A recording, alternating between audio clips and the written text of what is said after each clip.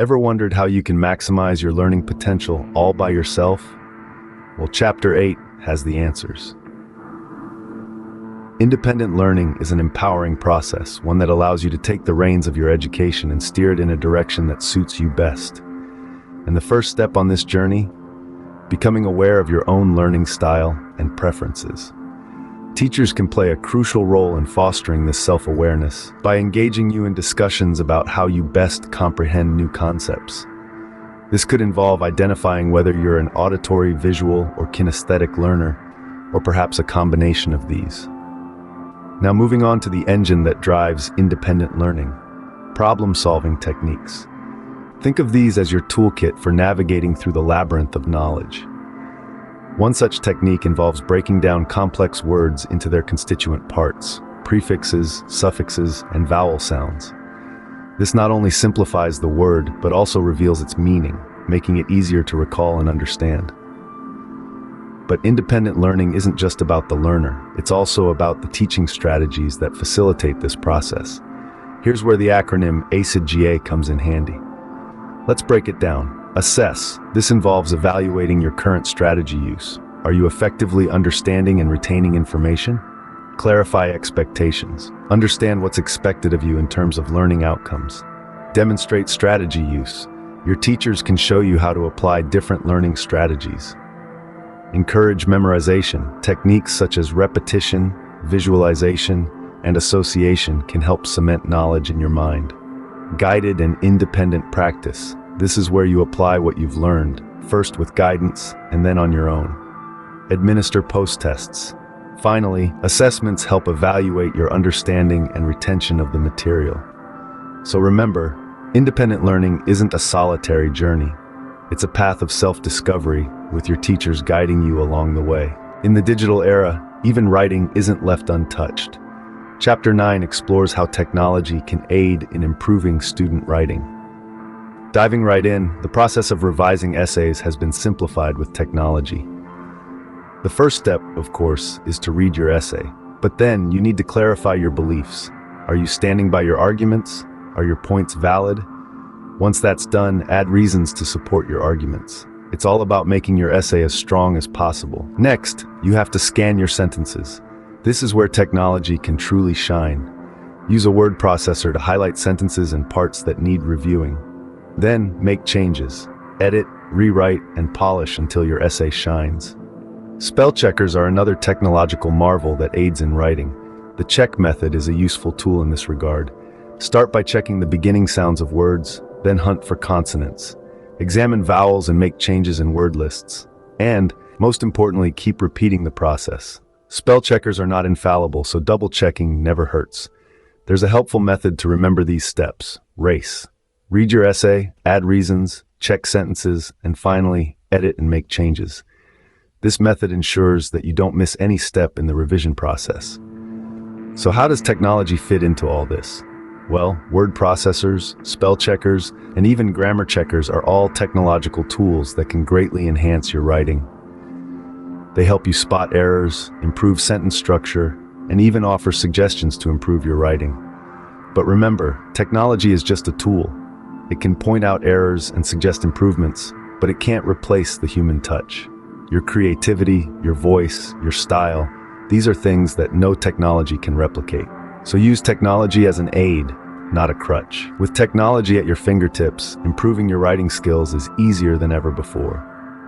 Scene Script, Chapter 10, a continuation of Chapter 8, dives deeper into the strategies for independent learning. As we journey further into the realm of independent learning, we come across an array of reading strategies. Take WARF, for instance. This strategy encourages learners to widen their eye span, avoid skip-backs, read silently, and flex their reading rate to optimize comprehension. Then we have the scroll method, which involves surveying, questioning, reading, reciting, and reviewing to make the most of your reading time. PARS, on the other hand, focuses on previewing, asking questions, reading to answer, and summarizing or stating the answer. Slick and reciprocal teaching are also effective techniques that promote independent learning through self-questioning, summarizing, clarifying, and predicting. Now let's shift gears and talk about listening and note-taking. two crucial skills often overlooked in the learning process. The SLANT strategy, which stands for sit up, lean forward, activate thinking, name key info, and track the talker, is a powerful tool to enhance active listening. The TASSEL strategy further complements this by promoting focus and engagement in the classroom. By trying not to doodle, arriving prepared, sitting near the front, staying away from friends, ending daydreaming, and looking at the teacher, learners can maximize their retention and understanding of the material. To help remember these strategies, we have the acronym WARS, which stands for WARF strategies, scroll method, and SLANT and TASSEL strategies. This simple acronym can serve as a handy reminder of the tools at your disposal to enhance your independent learning. Remember, learning isn't just about studying, it's about listening, understanding, and applying. So as you navigate your learning journey, don't forget to employ these strategies.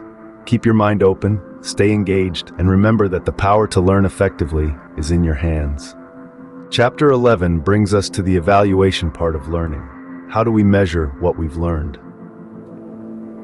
When it comes to gauging knowledge, it's not just about the final grade on a test.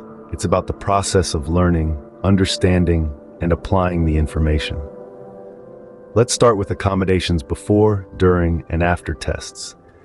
These are changes that can be made to help students better understand and remember the material. One of the most effective ways to do this is by using mnemonic devices. Mnemonic devices are techniques used to aid in memory retention.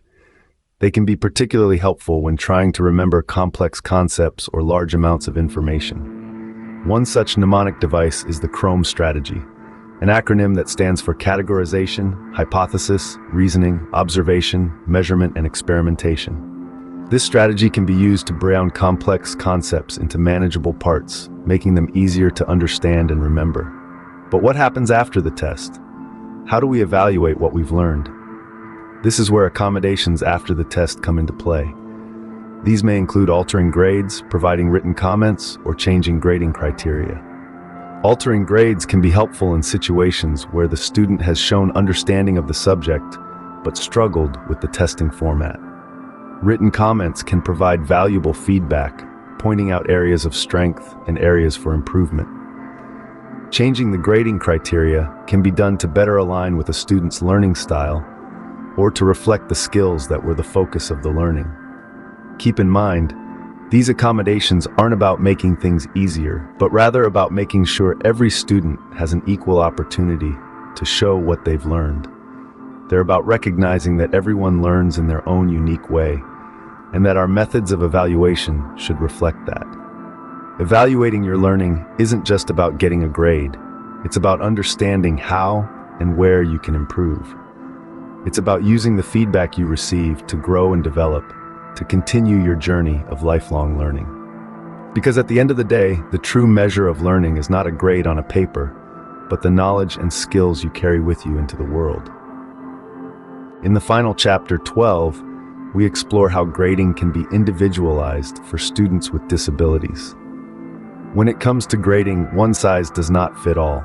This rings particularly true for students with disabilities. So let's dive into the different types of individualized grading and how they can help create a fairer, more inclusive learning environment. First, we have grading based on progress. This approach measures a student's growth over time, focusing on how far they've come rather than where they started. It's like a personal journey where the destination is self-improvement. Next, we have grading based on performance on priorities. In this approach, grades are assigned based on how well students perform on key learning objectives. It's about hitting the bullseye on those priority targets. Then we have grades based on learning strategies. Here, it's not just about the final answer, but the process used to get there. It's like giving points for showing your work in a math problem.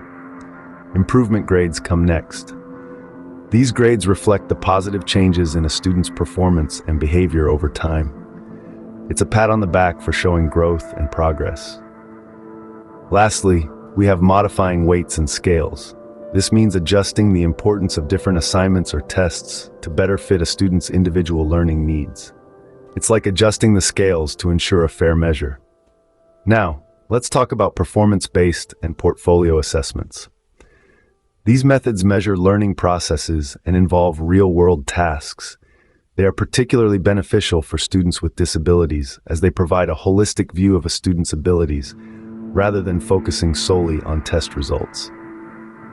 Performance-based assessments capture a student's thought process and understanding, whereas portfolio assessments compile a collection of a student's work over time, demonstrating growth and mastery in a tangible way. Remember, learning is a unique journey for everyone, and grading should reflect that individuality. So let's strive for a grading system that celebrates progress, values process, and embraces diversity. Because in the end, education is about growing, understanding, and becoming better versions of ourselves.